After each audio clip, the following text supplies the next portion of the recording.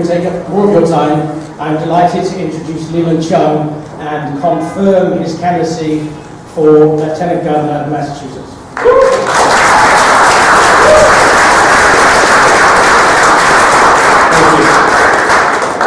Thank you. I know that Bill wanted to be here, but unfortunately, it's just a little bit of a warmer climate right now.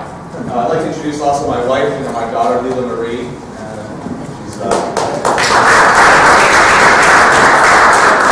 She loves being in front of a crowd, but she hates speeches. So, I wanted to thank you all for joining me this afternoon. I think you know my name is Leland Cheung. I'm a father, I'm a husband, first-generation American, and today I'm proud to announce my candidacy to be the Democratic nominee for Lieutenant Governor of Massachusetts.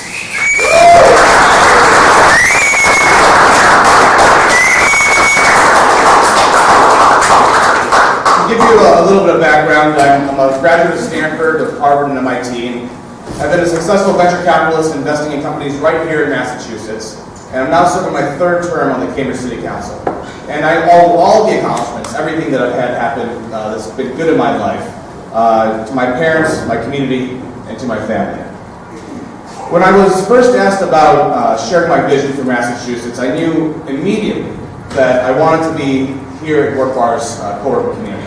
Many of you may be familiar with my work trying to help the startup community as a Cambridge City Councilor, protecting startups, empowering entrepreneurs. But few people know that actually, my first job out of college was in the innovation economy as part of a startup. And so I was once in your shoes. And I know that places like WorkBar represent the future of the innovation economy in Massachusetts. And we trademarked that and hashtag it, so innovate. My father first immigrated from China to Cambridge in 1969 to pursue an education and attend Boston University.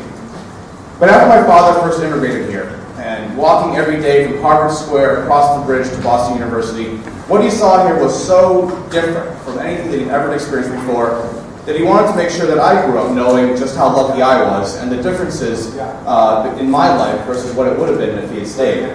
So he wanted me to make sure that I understood the opportunities that America presented. So every few years, he would take the whole family back to visit relatives still living in China.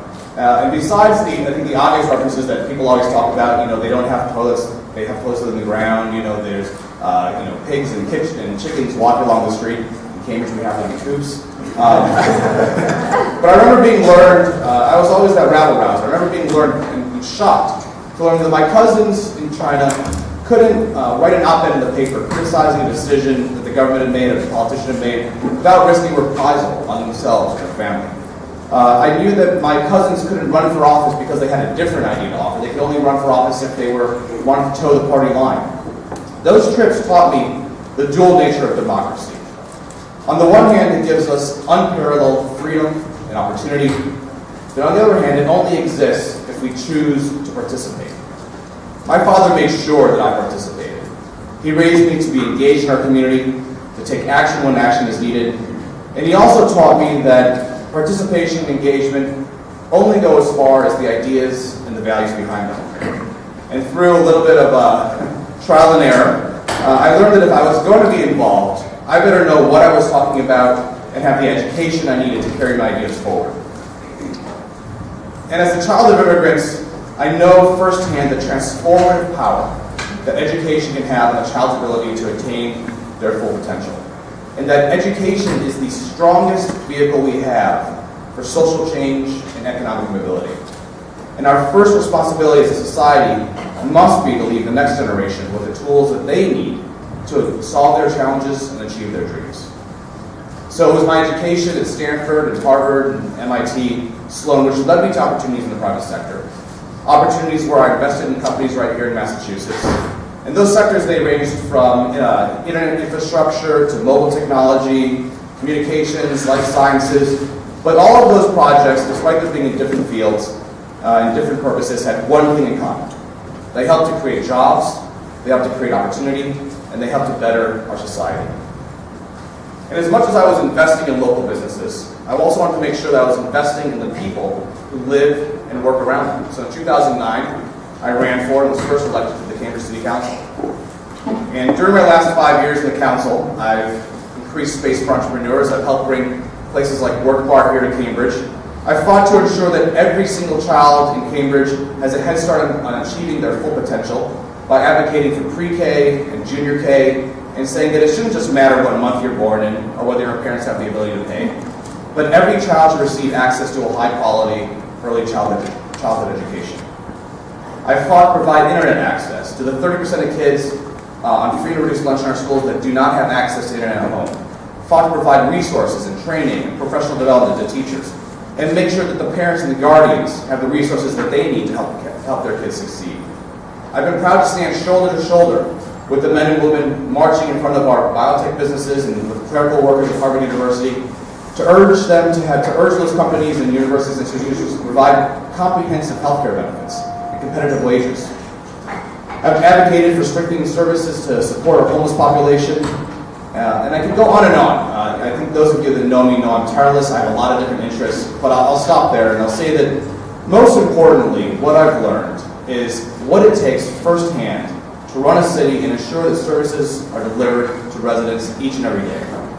And there are mayors and town managers and city councils across the Commonwealth, and they deserve to have somebody in the governor's office who knows the day-to-day challenges of municipal government and who understands how decisions on Beacon Hill will affect the 351 towns and cities across the Commonwealth. They deserve to have an open ear and a strong voice advocating for them in the corner office. And over the past 7 years, we've had tremendous leadership from Governor Patrick.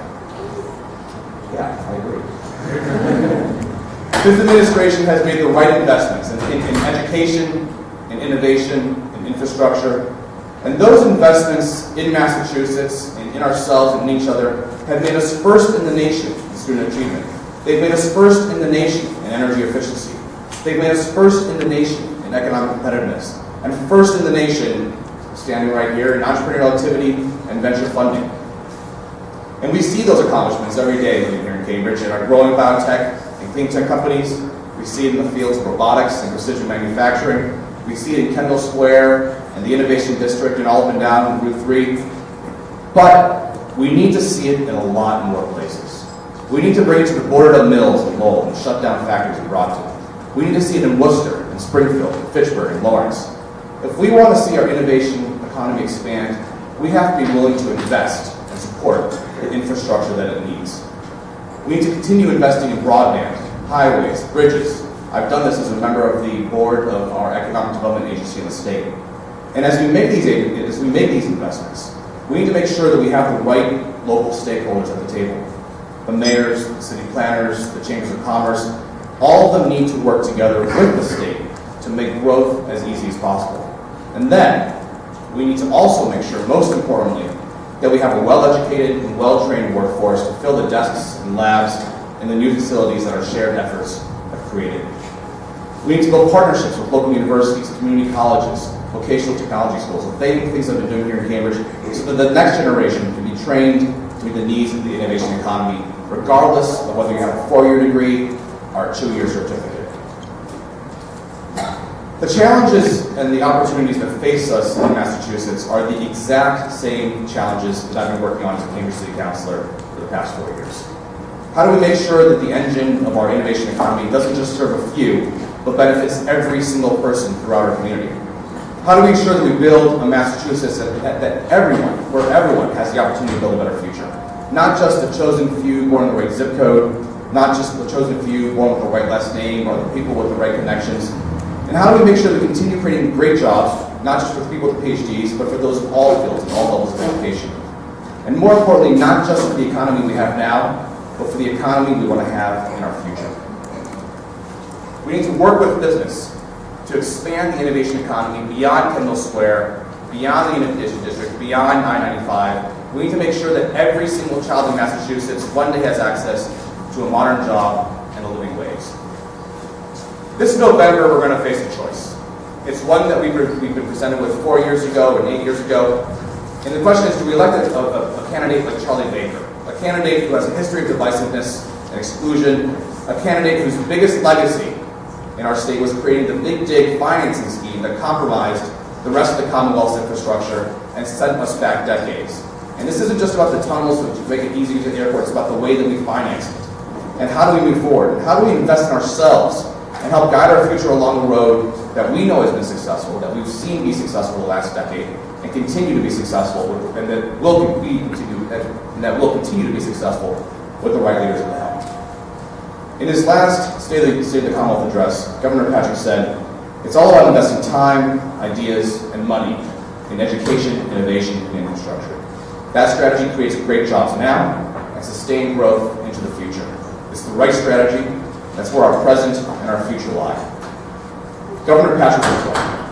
And I know that I am the best candidate to carry out this vision and make this future a reality, because frankly, this is the path that I've taken my entire life. I've benefited from the transformative power of strong education.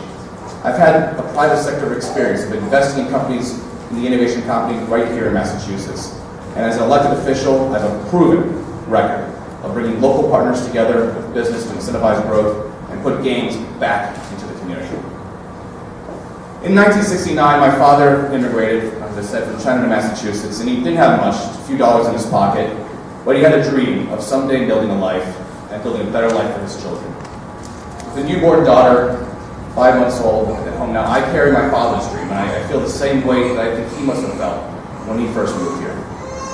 And I'm asking you all today, I think that we have another person who must be feeling that dream too. And we'll have a play date right after this. But seriously, I'm asking you, I've been asking you, and I want you to join me in making this dream a reality. And it's not just for me and my family, but for every single family across the Commonwealth. I'm ready, and I want you to join me. And I want you to thank you all for being here today, and I'd like to take any questions if there are any. Thank you.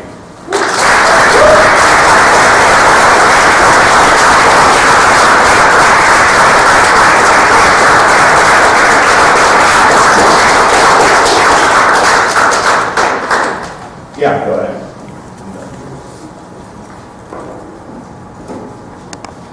I know that at least one, I've been watching the debate among the Leland Trail candidates, and I know that at least one has said that our state needs to be a beacon for the rest of the country, as it has been in many ways, and that we need to take a serious look at single payer for our healthcare system, that we would save perhaps as much as 30% in ways to pay and so on, and to be used in many other ways. Would you be willing to at least take a look at that? I don't need to take a look. I know that's the right. I know that's the right answer, and the right way to go. You know, and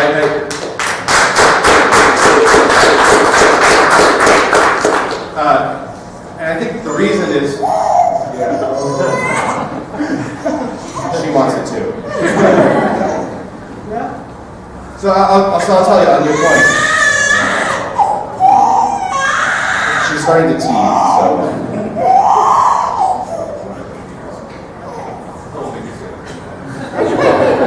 My wife, ladies and gentlemen. I couldn't do this without a supportive spouse.